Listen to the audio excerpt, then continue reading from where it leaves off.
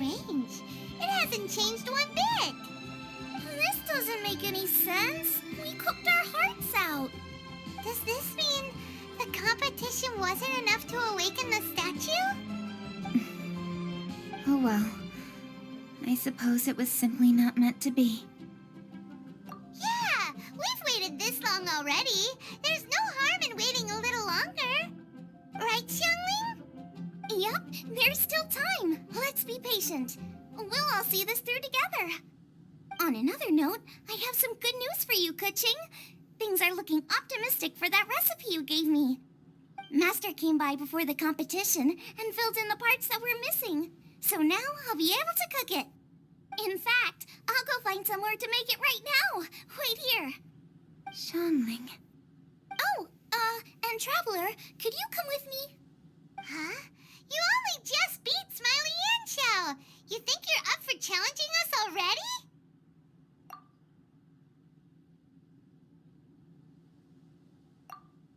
Obviously not what I meant.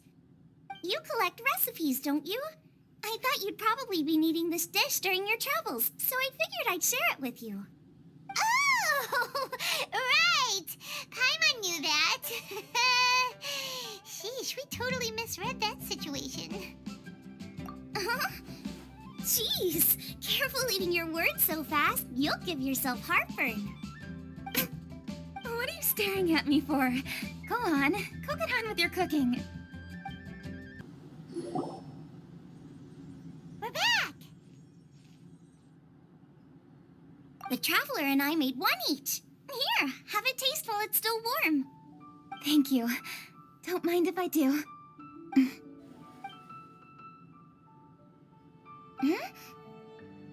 What is it? What does that face mean? This flavor... I've tasted it before. Apologies. Xiangling, Traveler, thank you both. This is everything I had hoped it would be. It tastes wonderful and, quite amazingly, somehow it took me right back to my childhood, when my grandfather was still around. Really? That's awesome! I didn't have a chance to fully explain before. In fact, when Master had filled in the missing parts of the recipe for me, I realized that I already knew how to make this dish. You already knew? You mean you were able to make this without ever seeing the recipe? Uh-huh. My dad taught me how to make it. Wait, but isn't this dish from Kuching's grandpa's notes, though? About that. I do not believe that this recipe was my grandfather's creation. My grandfather was a well-known real estate tycoon in Liyue, and also a scholar. He was an avid collector of old books and was quite knowledgeable on many of Liyue's customs and traditions that are no longer practiced. As a child, I used to spend a lot of time with him in his study. We'd read the classics together, then debate how much of it was actually genuine, and whether Rex Lapis was real or not. He used to say, books are just a bridge that bring us a little closer to history. It's up to those of us in later generations to ask these questions, search for the answers, and decide what they mean. Since then, my grandfather has passed on, and I've grown up to become a Qixing. My views on Rex Lapis have changed in this time too, from myth to reality. For me, the name Rex Lapis is inextricably wound up with memories of my grandfather. Whenever I see his name written down, it always reminds me of sitting in my grandfather's study, seeing all of his notes. As I said earlier, this recipe came from those same notes. It's an ancient dish that he was trying to restore to its original form. But, unfortunately, without the full recipe, he never quite succeeded. Still, each time he tried cooking it, he'd always get me to have a taste while it was still warm. The memories. This really is the taste of my childhood. Ancient dish?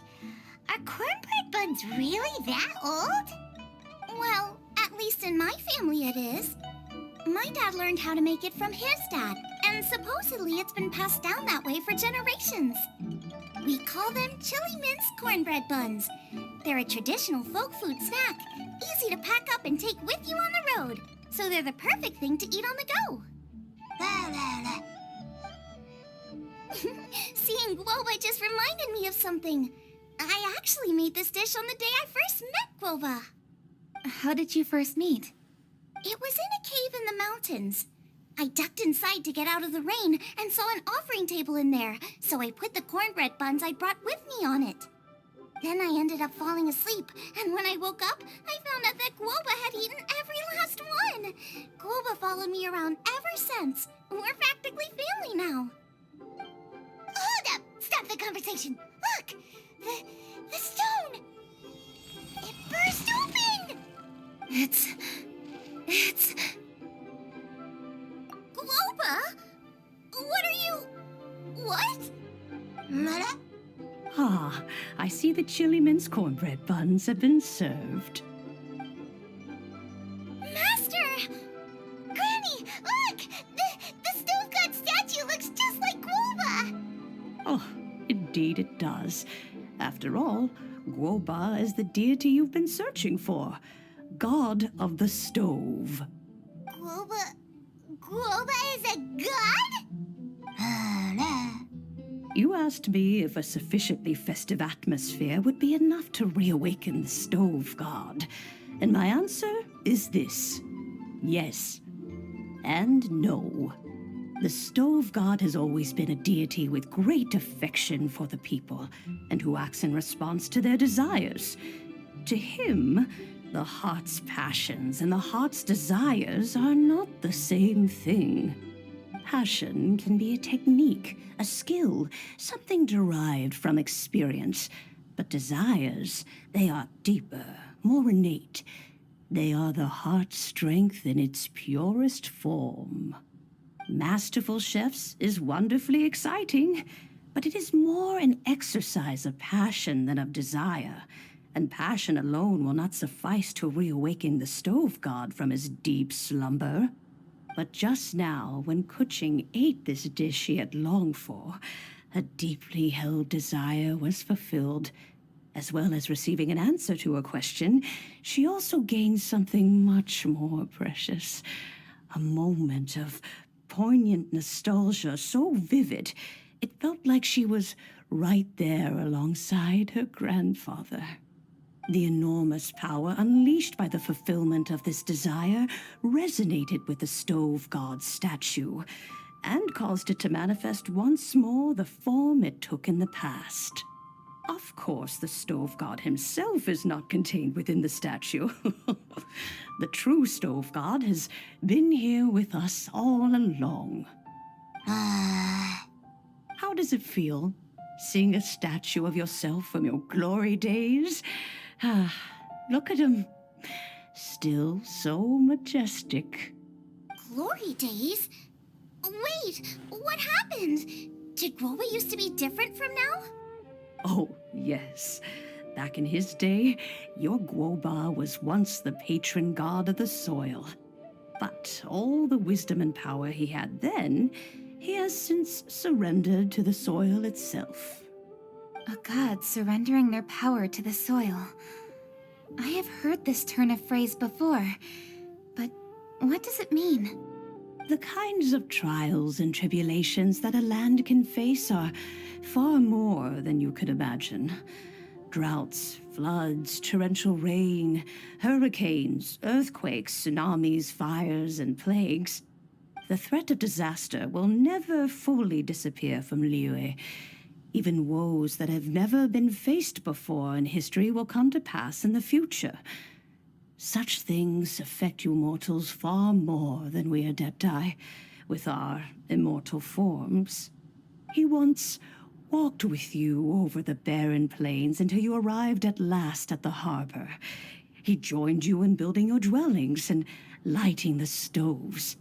It was his hand that lit the very first street lamp of Liyue and brought the aroma of cooked food into every household in the land. You mortals no longer remember him, but back in the age when you did, he was the closest of all the Adepti to the common folk.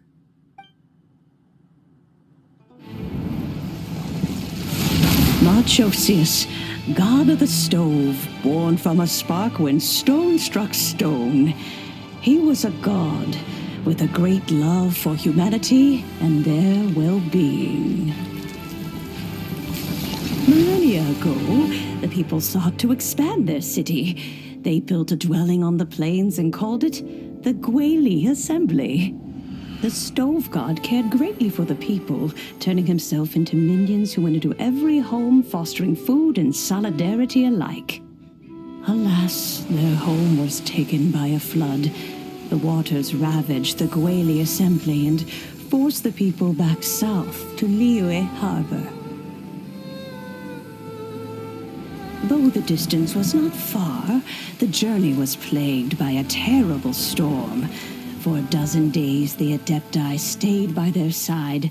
During this time, the stove god cooked an ancient delicacy, flatbread with a meat sauce to stave off the cold and damp, fit for those on the move. Centuries later, disaster and plague arose once more. The stove god would appear no longer, for he placed all of his power into the land itself to quell the calamities. His power expended, and his wits greatly reduced. Thus his body decreased in size. By the time he parted ways with us, he wasn't even the height of a human. He told Rex Lapis and I of the dishes that bring joy and of the secrets of the flame, then went into the mountains and entered into a long slumber.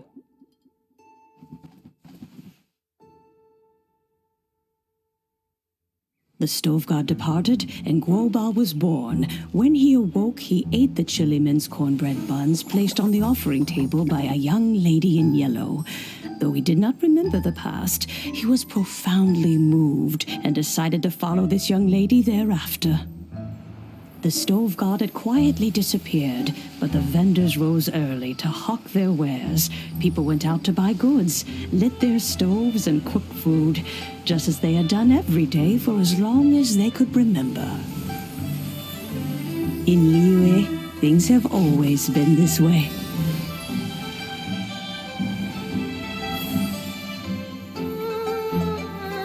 Nature provides, the mountains rejoice. We are blessed by heaven's good grace. Years have gone by. The world has transformed, but our way of life survives.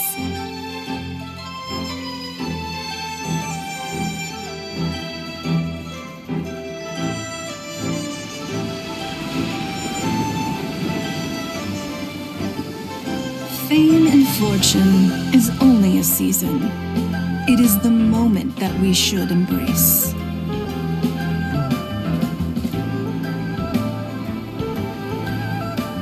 Past meets present. Heritage becomes legacy. Long into the future may we thrive. You once told me that dining is the profoundest of customs in the human world. To eat well is to consume vitality itself, and to drink well is to partake of the very essence of the world. It is a matter of paramount importance, you said, for people cannot face the arduous journey ahead on an empty stomach. At once a humble affair and a profound one. A humble meal of maize and spring water is also profound in that. By ensuring one's survival, it paves the way for millennia of human history and culture to come. My dear friend, Liyue has changed so much while you have slept. Looking at the prosperity and beauty around us today, does it make you happy? Guoba, this is kind of a huge deal. Why didn't you say anything? He is not who he once was. Even the power of speech evades him now. There is no way he could have told you. Oh, Guoba, but... Xiangling. Do not be saddened, Xiangling. There are two sides to everything. Guoba may have lost many of his formal faculties, but he is now as carefree as can be, without a single worry in the whole world. In this world we inhabit, who can truly be said to live a life free of all woes? Those with a mind and with the knowledge will certainly be troubled by all manner of things. But he has gone further than us in his journey. He had both wisdom and courage. Everything he took upon himself, he was also ready to part with. His carefree demeanor today is a testament to the fact that he is at rest. So since you are his friend, take good care of him. Go out to walk and play. Allow him to eat, drink, and be merry. I will! You can count on me! Xiangling, you have an adeptal affinity. Guoba follows you around because he has respect for you. The moment he awoke, he was met with the familiar flavor in the chili mince cornbread buns he ate. After all that time, he still recognized the dish he had invented, and he approved of you as the one who had cooked it. That's right. The taste of one's home cuisine always brings back memories of home. Though he remembered nothing, eating the food you had cooked gave him a feeling of familiarity. That is why he stuck by you. You may be the first person in history to give the stove god the experience of being a satisfied customer. That makes you quite a remarkable chef. If that's true, I couldn't be happier. Because putting a smile on customers' faces is what we chefs are called to do. Well then, it's getting late and I still have things to do. Time for me to say goodbye. Traveler, Paimon, Xiangling, thank you all very much. I look forward to spending more time together in the future.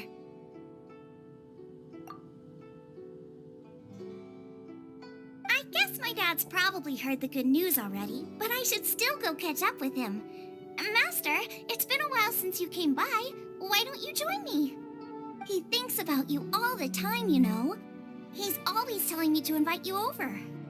Oh, goodness me. Then, far be it from me to refuse. Off we go, then.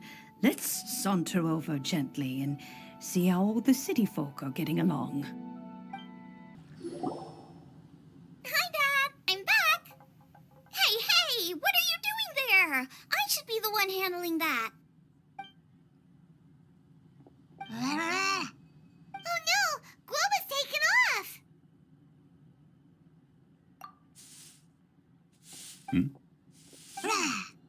Oh, it's you.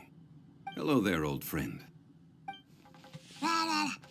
Oh, bless my soul. Are you out for a stroll as well? Given the season, it felt fitting to take a leisurely walk while the meal is being prepared. Quite right. And it also gave us the chance to run into you. Guoba may not recognize you, but as ever, he seems quite delighted to see you. So, Globa doesn't remember anything, but can still feel when something's familiar? Friendship will always withstand the ravages of time. Traveler, what do you think of the name of this festival? Moon Chase. The moon is a carrier of countless emotions. So many things only seem to surface as we gaze up beneath its poignant glow. Wherever the moonlight shines, the heart is wont to follow. Fond memories of those no longer with us. Debts of gratitude to old friends. The meaning of ages past and gone. All wrapped up in the city that has existed for so many moons to date. All these things and more. They are why people chase the moon. In old age, the sight of many things puts one in a wistful mood. But children are always a beautiful sight to see. Such exuberant life force. It seems to well up from deep within the land itself. A land that has been in existence for so many millennia, and yet one that still dazzles today.